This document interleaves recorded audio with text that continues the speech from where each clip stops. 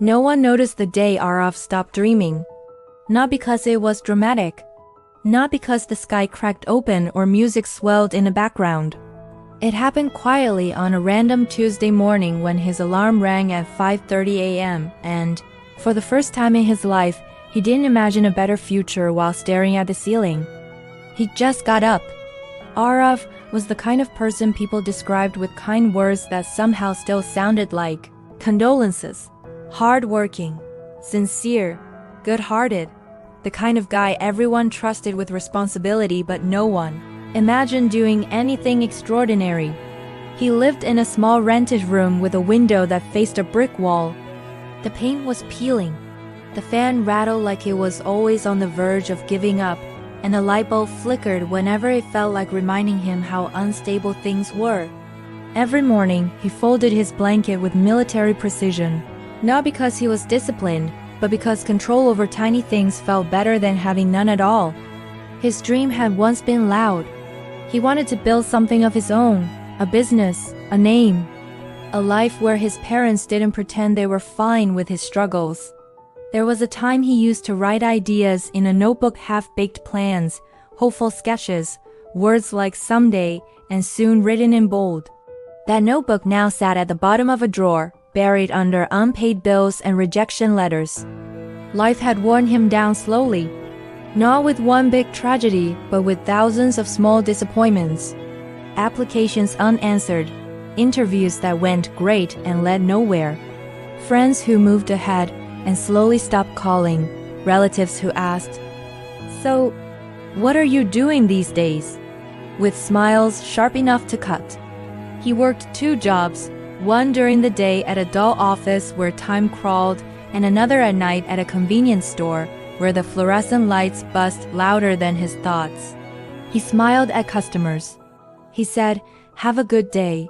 He watched people buy lottery tickets with more hope than he felt about his own life. At night, when the city finally quieted, Araf walked home alone. That was when the heaviness hit. He would sit on the edge of his bed, shoes still on, staring at his hands. Hands that worked nonstop. Hands that had done everything right. Hands that still held nothing. Some nights, he whispered to himself, "Maybe this is it. Maybe this is all I'm meant for." And that thought scared him more than failure ever had. One evening, after an especially long day, the power went out. The room plunged into darkness.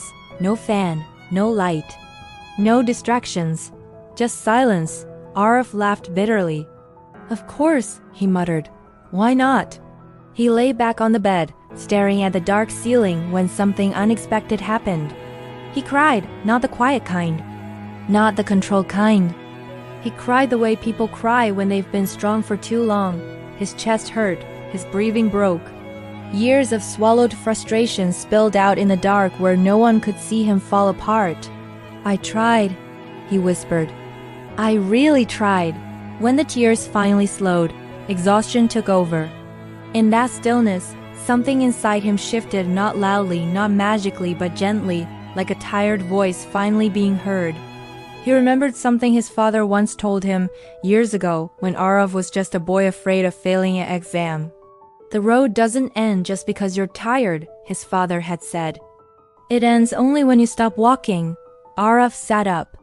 The power was still out. The future was still uncertain. His problems hadn't disappeared, but for the first time in a long while, he felt present. He opened the drawer and pulled out the old notebook. The pages were yellowed, the handwriting messy. Some ideas were naive, some unrealistic, some just plain bad. But they were his. He didn't rewrite everything.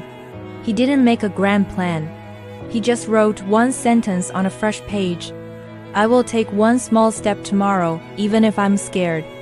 The next day, that step was embarrassingly small. He sent one email, just one, to someone he admired, asking for advice. No expectations. The day after that, he woke up 30 minutes earlier and started learning a new skill online slowly, clumsily, without pretending to be a genius.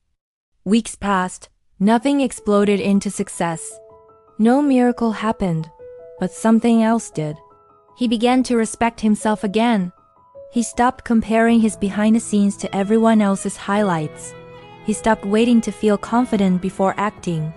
He acted while feeling unsure and discovered that courage often shows up after you move, not before. Some days were still heavy. Some nights, the doubts returned. But now, when they did, Arif talked back. "I'm still walking," he'd say. That has to count for something.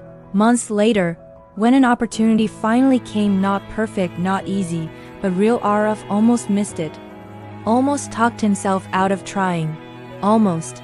But then he remembered the dark room, the tears, the promise he made when no one was watching. He said yes. Years later, people would look at his journey and call it inspiring. They would say, "You're so lucky you never gave up." Arif would smile politely, but inside he'd think of that flickering light bulb, that tiny room, that night he almost quit on himself. And he knew the truth. He didn't win because he was fearless. He didn't succeed because he was special. He made it because, even when hope was quiet, he chose not to silence it. And sometimes, that choice made in the dark, with shaking hands, is the most powerful victory of all.